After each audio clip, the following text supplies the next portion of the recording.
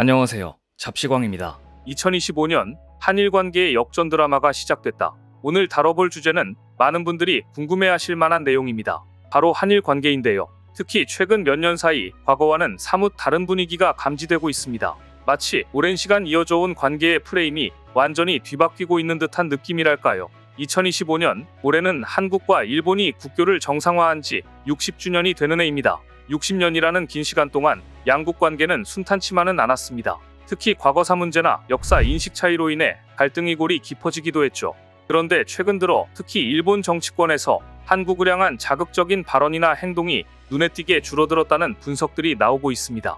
과거에는 한국은 만만하다, 함부로 대해도 된다는 인식이 일본 정치권 저변에 깔려 있었다는 분석도 있었습니다. 그런데 지금은 상황이 완전히 달라졌습니다. 이제는 일본이 더 이상 한국을 과거처럼 함부로 자극할 수 없게 되었는데요. 오늘은 이런 근본적인 이유를 깊이 파헤쳐 보겠습니다. 먼저 과거 일본의 한국에 대한 인식을 되짚어 보겠습니다.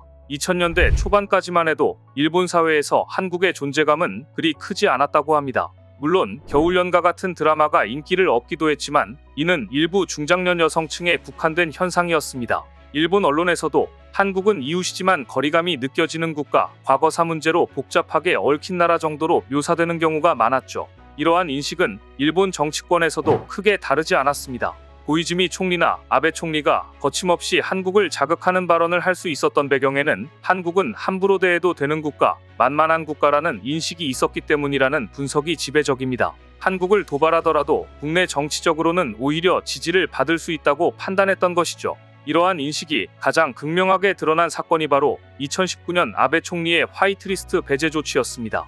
강제징용 배상 판결에 대한 보복 성격의 이 조치는 일본이 한국보다 우위에 있고 경제력으로 한국을 마음대로 조종할 수 있다는 자각이 없었다면 쉽게 꺼내들기 어려운 카드였습니다. 일본은 이 조치를 통해 한국을 압박하고 굴복시킬 수 있다고 믿었던 것이죠. 하지만 이 사건은 오히려 일본이 상황을 오판했음을 보여주는 계기가 되었습니다.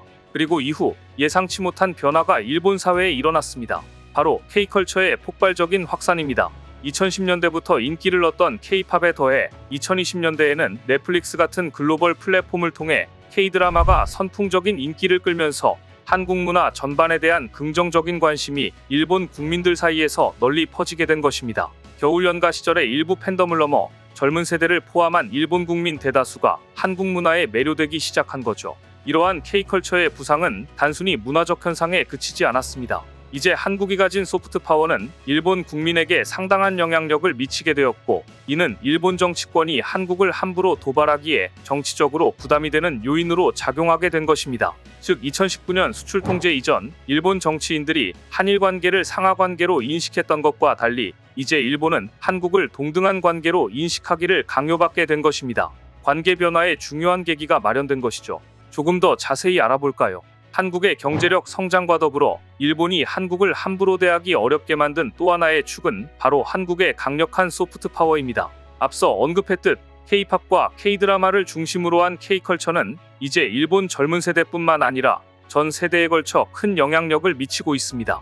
예를 들어 특정 K-팝 그룹의 일본 돔 투어 콘서트는 티켓을 구하기 어려울 정도로 폭발적인 인기를 누리고 있으며, 넷플릭스 등에서 방영되는 한국 드라마와 영화는 공개되자마자 일본 차트 상위권을 휩쓸고 있습니다. K-뷰티, K-패션, 나아가 한국식 문화에 대한 관심도 폭발적입니다. 일본 젊은이들 사이에서는 한국 음식이나 한국 스타일을 경험하는 것이 하나의 트렌드가 되었습니다. 이러한 한국 문화의 확산은 일본 국민들의 한국에 대한 이미지를 과거와 완전히 다르게 만들었습니다.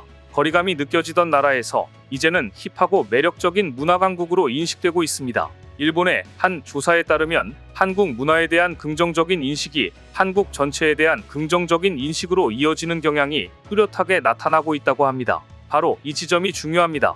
한국 문화에 우호적인 일본 국민이 늘어나면서 일본 정치인이 과거처럼 한국을 비하하거나 자극하는 발언을 했을 때 일본 국내에서조차 반발의 목소리가 나오게 된 것입니다. 좋아하는 K-팝 아티스트나 K-드라마를 만든 나라를 이유 없이 공격하는 것에 대해 거부감을 느끼는 사람들이 많아진 것이죠. 이는 일본 정부나 일본 정치인에게는 상당한 정치적 부담으로 작용합니다. 한국을 도발해서 얻는 것보다 잃는 것이 더 커진 상황이 된 겁니다. 한국의 소프트 파워는 이제 외교 무대에서도 무시할 수 없는 영향력을 발휘합니다. 한국에 대한 긍정적인 이미지는 국가 브랜드 가치를 높이고, 이는 자연스럽게 외교 협상이나 국제 관계에서도 유리한 위치를 선점하는 데 도움이 됩니다. K컬처는 한국을 알리는 홍보대사 역할을 톡톡히 하며 일본뿐만 아니라 전 세계적으로 한국의 위상을 높이는 자랑스러운 힘이 되고 있습니다. 게다가 한국의 막강한 산업 능력도 한몫합니다. 최근 동북아시아의 안보 지형은 매우 복잡하게 변화하고 있습니다. 미중 간의 패권 경쟁은 더욱 심화되고 있고, 북한의 핵과 미사일 위협은 현재 진행형이며 북한과 러시아의 군사적 밀착도 강화되고 있습니다. 이러한 상황 속에서 미국의 역할과 전략도 변화하고 있습니다. 특히 트럼프 대통령의 재집권으로 동맹국에 대한 방위비 인상 요구와 더불어 대중국 견제에 동맹국들이 더 큰 역할을 해주길 바라는 미국의 요구가 커지고 있습니다. 미국은 동북아에서 가장 중요한 동맹국인 한국과 일본에게 이러한 역할을 강하게 요구하고 있습니다. 문제는 일본은 중국의 군사적 팽창과 활동을 견제하는데 한계를 느낀다는 점입니다. 일본은 그동안 군사력이 많이 쇠퇴했으며 그에 맞는 산업들도 크게 축소되거나 없어진 상황입니다. 이때 미국에게 필요한 것이 바로 한국의 방산입니다. 한국은 지리적으로 중국과 가깝고 강력한 군사력을 보유하고 있으며 미국의 핵심 동맹국입니다. 한국과의 협력 없이는 동북아에서 효과적인 대중국 견제망을 구축하기 어렵다는 것을 일본도 잘 알고 있습니다. 과거에는 한국을 동북아의 주요 플레이어로 간주하지 않았던 일본이었지만, 이제는 한국의 전략적 가치를 인정하고 협조를 구해야 하는 입장이 된 것입니다. 즉, 미국이 중국과의 패권 전쟁을 차지하기 위해 한국이 메인 키포인트가 된다는 뜻으로 일본도 한국에 숙이고 들어와야 한다는 것입니다. 더욱이 한국은 자체적인 국방기술 개발과 방위산업 수출을 통해 군사력을 꾸준히 강화하고 있습니다. 이는 한국이 단순한 안보협력의 대상이 아니라 동북아 안보에 실질적으로 기여할 수 있는 역량을 갖추게 되었음을 의미합니다. 한국의 이러한 군사적 역량과 전략적 위치는 일본이 한국과의 안보협력을 더욱 절실하게 원하게 만드는 요인이 됩니다. 최근 몇 년 사이 한국의 국방기술 개발과 방산 수출은 폭발적인 성장을 거두고 있습니다. 심지어 트럼프도 미국의 군함 건조와 수리를 한국에 맡기려고 하는 상황이 펼쳐지고 있습니다. 일본은 꿈도 꾸지 못할 수준으로 한국과 격차가 점점 벌어지고 있습니다. 이제 한국은 동북아 안보의 핵심 플레이어로서 과거와는 비교할 수 없는 전략적 중요성을 갖게 된 것입니다. 2019년 수출 규제 사건을 기점으로 한일 관계는 상하 관계에서 대등한 관계로의 전환점을 맞이했습니다. 과거 일본이 한국을 경제력으로 압박하고 조종하려 했던 시도는 실패로 돌아갔고, 이제 일본은 한국에게 원하는 것을 얻어내기 위해 굽히고 들어가야 하는 입장이 되었습니다. 더 이상 팔목을 비틀림이 없어진 것이죠. 이는 한국에게 상당한 레버리지, 즉 협상력을 안겨주었습니다.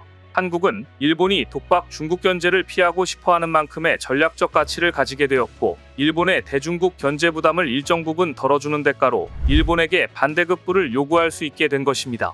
예를 들어 독도 문제, 과거사 문제에 대한 진전된 입장 변화나 경제협력에서의 유리한 조건 등을 요구할 수 있게 된 거죠. 중요한 것은 한국이 대중국 견제 전선에 동참함으로써 잃는 것보다 일본에게 얻어낼 그 무언가가 더 크다면 어떤 정권이든 한일 안보협력을 무조건 배척하지는 않을 수 있다는 점입니다. 이는 한국이 이제 수동적으로 끌려가는 관계가 아니라 자국의 이익을 계산하여 능동적으로 관계를 설정할 수 있는 위치에 서게 되었음을 보여줍니다. 이것이야말로 높아진 한국의 국력이 가져온 가장 실질적이고 자랑스러운 변화입니다. 이제 한국이 일본과 대등한 입장, 오히려 한국이 우위에 서서 주도적으로 미래 한일 관계의 방향을 설정하고 요구사항을 관철시킬 수 있는 상황이 만들어진 것입니다. 오늘 우리는 일본이 왜 더 이상 한국을 과거처럼 함부로 자극할 수 없게 되었는지, 그 배경을 한국의 경제력, 산업력, 군사력, 소프트 파워의 성장, 그리고 변화된 동북아 안보 지형이라는 다양한 측면에서 살펴보았습니다.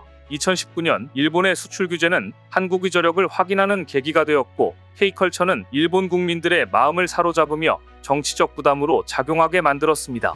또한 미중 패권 경쟁 속에서 한국의 전략적 가치는 더욱 커졌고, 일본은 한국의 협조 없이는 안보적 부담을 덜기 어려워졌습니다. 이 모든 변화가 합쳐져 이제 한국은 일본과 대등한 위치에서 관계를 설정하고 자국의 이익을 관철할 수 있는 힘을 갖게 된 것입니다. 이러한 한일 관계의 변화는 동북아시아 전체의 역학관계에도 중요한 파장을 일으키고 있습니다. 더 이상 과거처럼 특정 국가가 한국을 일방적으로 좌우할 수 없는 시대가 온 것입니다. 한국은 이제 아시아를 넘어 세계 무대에서 더욱 중요한 역할을 수행할 수 있는 기반을 마련했습니다. 높아진 한국의 위상과 확보된 레버리지를 바탕으로 우리는 국제사회에서 어떤 역할을 하고 어떤 미래를 만들어 나갈 것인가 하는 과제가 남아 있습니다. 이렇게 한국이 전략적 자율성을 확보하고 국익에 도움이 되는 발전을 이루기 위해서는 현명한 외교적 판단과 국민 정령량이 중요할 것입니다. 오늘 준비한 소식은 여기까지입니다. 댓글을 통한 여러분들의 많은 의견 기다리겠습니다. 시청해주셔서 감사합니다.